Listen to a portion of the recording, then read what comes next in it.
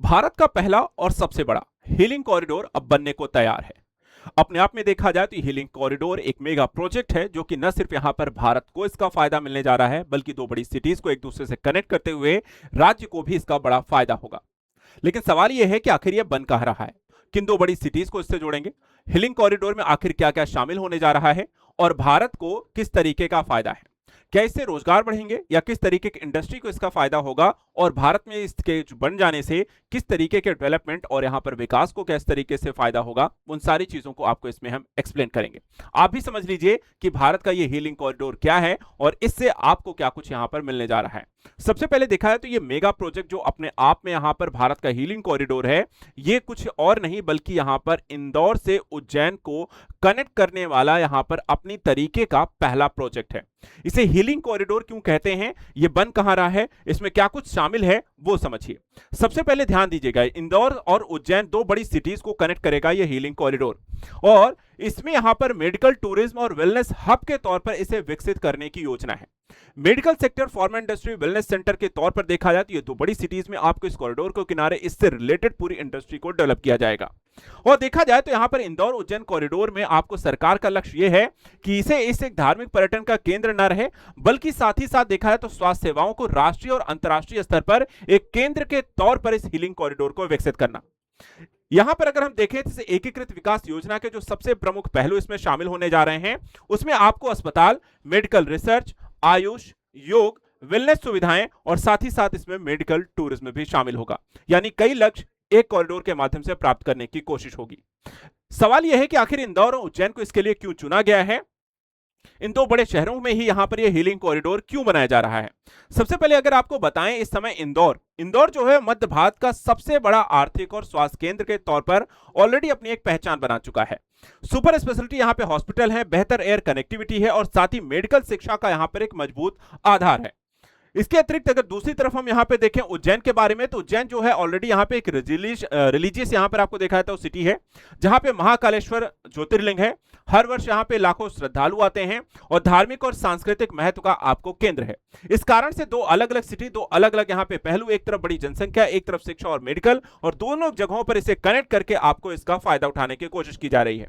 यानी कि एक संयुक्त लाभ यह होगा कि जो लोग धार्मिक यात्रा के लिए आएंगे उन्हें स्वास्थ्य सेवाओं का लाभ दिया जाएगा, और जो लोग इलाज के लिए आएंगे वो वेलनेस और आध्यात्मिक पर्यटन के लिए उज्जैन की तरफ जाएंगे। और इस तरीके से यहां पर एक ही टूरिस्ट को दो अलग अलग जगहों से यहां पे कनेक्ट करके उसका फायदा।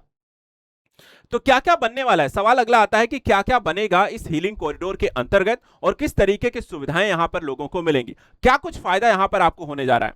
सबसे पहले देखा है तो मल्टी स्पेशलिटी हॉस्पिटल्स इसके अंतर्गत बनाए जाएंगे। इस कॉरिडोर के किनारे आपको विश्वस्तरीय इलाज होगा। इसके अलावा मेडिकल रिसर्च सेंटर होंगे, जहां पर अलग अलग दवाओं पर, अलग अलग यहां पर इलाज के लिए अलग अलग तरीके की मशीनें और अन्य आपको यहां पर रिसर्च होंगे, नवीन शोध और इनोवेशन को लेकर के।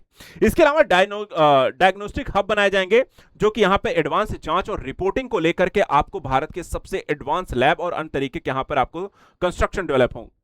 आयुष और आयुर्वेद केंद्र के तौर पर इस क्षेत्र को हब बनाया जाएगा, जहां पर आपको रिसर्च, पढ़ाई और उससे संबंधित खोज और अन्य यहां पे कार्यक्रम होंगे।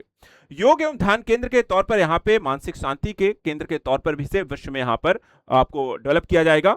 मेडिकल टूरिज्म, लोग यहां पर दूसरे देशों से भारत में मेडिकली यहां पर आपको इलाज लेने के लिए, यहां पर अन्य तरीके की सुविधाएं प्राप्त करने के लिए इस क्षेत्र में यहां पर आ सके।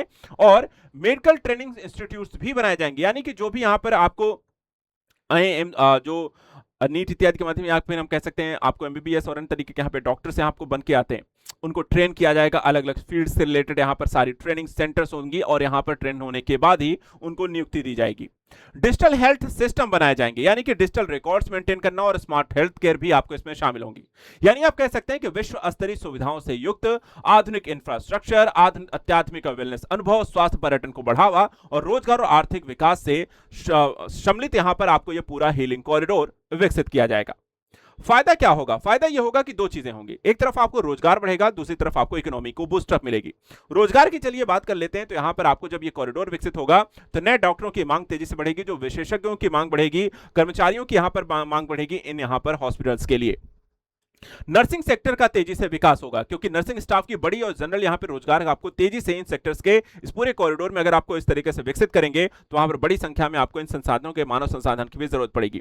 इसके अलावा पैरामेडिकल रोजगार यानी कि टेक्नीशियन, लैब, रेडियोलॉजिस्ट और इन क्षेत्रों संबंधी रिसर्च और उसको मेंटेन करने के लिए यहां पर मशीनरी को ऐसे लोगों की भी जरूरत पड़ेगी। आपको बात करें कि यहां पर होटल और पर्यटन उद्योग को सीधा फायदा होगा, चाहे वो इलाज के लिए आ रहे हो, चाहे वो कह सकते हैं कि धार्मिक पर्यटन के लिए आ रहे हो, या फिर यहां पर आपको देखा जाए किसी इलाज के दृष्टिकोण से, दोनों ही दृष्टिकोण से अगर हम देखें तो लोगों को रुकने के लिए, ठहरने के लिए आपको जगह चाहिए होगी और वो होंगे होटल और साथ ही साथ यहाँ पे पर्यटन के लिए भी। स्थानीय व्यापार इससे तेजी से बढ़ेगा क्योंकि इसके साथ स्थानीय स्तर पे लोगों को खाने पीने से लेकर के अन्य तरीके मशीनरी, व्यापार, वस्तुओं की खरीद बढ़ेगी, डिमांड तेजी से बढ़ेगी और उससे रिलेटेड यहाँ पर उद्योगों का भी विकास होगा। रियल एस्टेट तेजी से बढ़ेंगे, आवासीय सुविधाएं होंगी, अन्य तरीके के प्रोजेक्ट होंगे, मॉल होंगे, रेस्टोरेंट्स होंगे, होटल्स होंगे और इसका विकास यहां पर रियल एस्टेट को आपको सीधा फायदा होगा। एक तरीके से आप कह सकते हैं इस कॉरिडोर के बन जाने से यहां पर अर्थव्यवस्था बड़ा प्रोत्साहन मिलेगा, रोजगार हजारों लाखों की विकसित होंगे और इसका फायदा यहां पर एमपी और इंदौर आपको दोनों को होगा। भारत को भी इसका सीधा सीधा यहां पर फायदा होगा। इंदौर और उज्जैन यहां पे इस हीलिंग कॉरिडोर को लेकर के देखा जाए तो मेडिकल टूरिस्ट में आपको इसलिए भी है, विदेशी यहां पर क्यों आएंगे? सवाल यह भी है कि विदेशी क्यों आएंगे, क्योंकि विदेशी इसलिए आएंगे क्योंकि भारत यहां पर देखा जाए जो इलाज प्रोवाइड कराता है उसकी लागत कम होती है अन्य देशों की तुलना में, उच्च गुणवत्ता या अंतरराष्ट्रीय यहां पे मानकों के लिए बेहतरीन सुविधाएं होती हैं और आधुनिक तकनीकी यहां पर विश्व स्तरीय इलाज भी आपको उपलब्ध कराती हैं। इस तरीके से इंदौर उज्जैन हीलिंग कॉरिडोर जो होगा वो आध्यात्मिक और इलाज दोनों का यहां पर आपको केंद्र बनेगा और मध्य भारत यानी कि मध्य प्रदेश को लेकर के अगर हम बात करें तो ये वैश्विक मेडिकल टूरिज्म मानचित्र में एक मजबूत यहां पर स्थान स्थापित कर सकेगा। इसके अलावा हजारों विदेशी यात्रियों के लिए, मरीजों के लिए बेहतर विकल्प, स्थानीय रोजगार अर्थव्यवस्था को बढ़ावा और आपको ये सारी चीजें, सुविधाएं आपको, रिसर्च सेंटर, योग, मेडिकल टूरिज्म आपको बढ़ेगा। तो आपका भारत के पहले और सबसे बड़े यहां पर मेडिकल और हीलिंग कॉरिडोर को लेकर के क्या कहना है और इसका फायदा क्या होते हुए देख रहे हैं और ये भारत के विकास को लेकर के किस तरीके से काम करेगा? क्या एक मेडिकल कॉरिडोर बनने से ही भारत को फायदा होगा या इस तरीके के और भी मेडिकल कॉरिडोर भारत के अलग अलग हिस्सों में यहां पर बनाए जाने चाहिए? हमें कमेंट करके जरूर बताएं और ऐसे ही इकोनॉमिक डेवलपमेंट को लेकर के क्या कुछ चल रहा है भारत में उसके बारे में जानने के लिए कमेंट भी करें। Thank you so much and good luck.